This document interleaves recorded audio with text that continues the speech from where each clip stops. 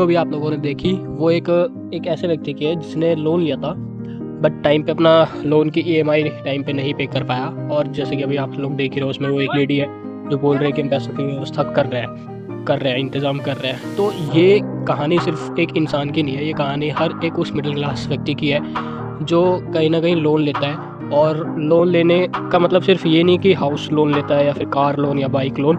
Loan बहुत तरीके के होते हैं। तो आज हम इसी टॉपिक के ऊपर बात करने वाले हैं कि लोन क्या है।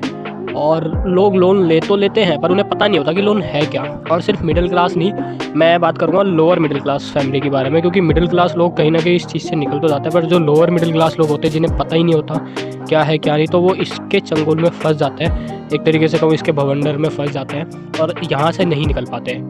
तो चलिए शुरू करते हैं आज की इस वीडियो को। मैं आप सभी का वेलकम करता हूँ मेरे YouTube channel back to basic के अंदर। Let's get started. इससे पहले कि हम ये जाने कि लोन क्या होता है, हम ये समझ लेते हैं कि हम लोन क्यों लेते हैं। क्योंकि हर एक मिडिल क्लास फैमिली या लोअर मिडिल क्लास फैमिली का बंदा जब कोई लोन लेता है तो इन्हीं कुछ कारणों की वजह से लोन लेता है। इसमें सबसे पहला हमारा टॉप पे आता है वो है हमारा खुद का घर। हर एक मिडिल क्लास जो दिल्ली या मुंबई या बड़े शहरों में रह रहा है या कहीं पे भी वो रह रहा है, तो ज़्यादातर लोगों का यही सपना होता है कि यार खुद का घर हो हमारे और हम अपने घर के अंदर अच्छे से रहें। उसके बाद आ जाता है हमारा खुद का कार लेना, बाइक, स्कूटी या फिर बिजनेस लोन या फिर मैरिज लोन। ये वो लोन है जो कहीं ना कहीं हम लेते हैं। कुछ ऐसे लोन होते हैं जो हमें पता नहीं होता बट हम वो ले लेते हैं। जैसे कि लाइफस्टाइल आजकल बहुत ट्रेंड में चल रहा है कि अपना लाइफस्टाइल अच्छा करना है, सोशल मीडिया पे हमें बहुत अच्छा दिखना है। तो हम क्या करते हैं उसके लिए आज के टाइम पे क्रेडिट कार्ड बहुत चल रहा है।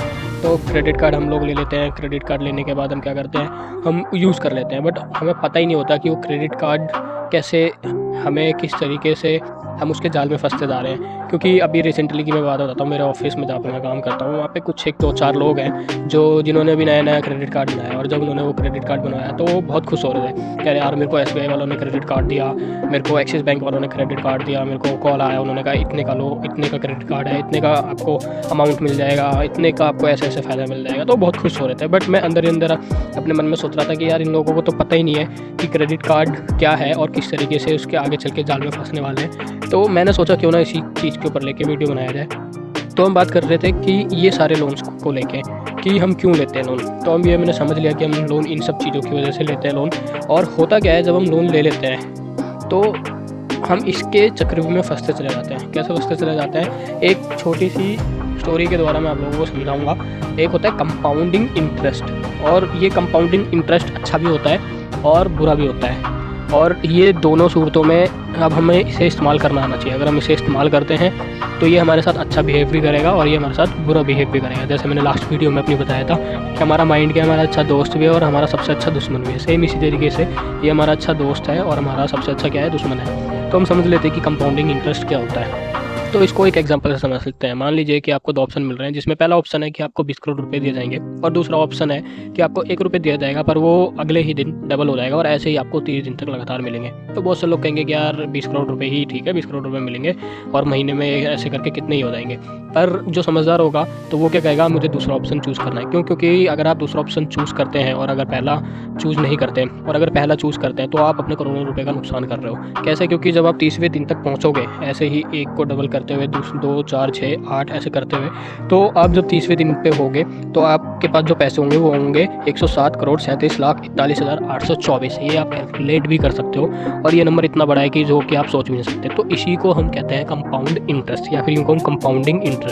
सेम ऐसे ही ये चीज़ अच्छी है हमारे लिए कि अगर हम इस चीज़ को हम यूज़ करते हैं, बट सेम यही चीज़ हमारे लिए बेकार है जब हम इसका लोन के रूप में इस्तेमाल करते हैं। जो लोन वाले लोग होते हैं जो लोन हमें देते हैं, तो आपको क्या लगता है वो लोन हमें ऐसे ही दे देते हैं? आपको पता है वो उसके ऊपर ब्याज लगाते हैं। सेम ऐसे ही ब्याज, जैसे मैंने आपको कंपाउंड इंटरेस्ट बताया, वो ब्याज आपके EMI के ऊपर लगाते हैं। जब आप EMI पे नहीं करते तो उसके ऊपर और आपकी बाउंस चार्जेस और बहुत सारी चीज़ें चार्जेस लगते चले जाते हैं। जैसा कि आपने इस वीडियो में देखा, वो बंदा क्यों नहीं दे पाया था पैसे, इसलिए नहीं दे पाया था क्योंकि उसके ऊपर चार्जेस बहुत हो गया था, रीपेमेंट बहुत हो गया था। और ऐसे एक एग्जाम्पल नहीं, बहुत से एग्जाम्पल है। आपके आस पड़ोस में बहुत सारे लोग होंगे जो लोन अमाउंट नहीं दे पाया, फिर अपने बाइक का अमाउंट नहीं दे पाया। मेरा एक दोस्त है जिसके घर पे डेली हर कोई ना कोई आता रहता है सिर्फ बाइक को लेके, क्योंकि वो दे ही नहीं पा रहा उसके पैसे, इतना उसका अमाउंट हो गया। जो रीपेमेंट अमाउट की अगर मैं बात करूँ 22,000 है, बट उसका जो आउटस्टैंडिंग जो चल रहा है वो 30,000 से ऊपर जा चुका है। और हर दूसरे तीसरे महीने में मेरे पास कॉल आ जाता है कि आप इस फलाने व्यक्ति को जानते हो, तो एड्रेस पूछते हैं, बहुत सारी चीज़ें।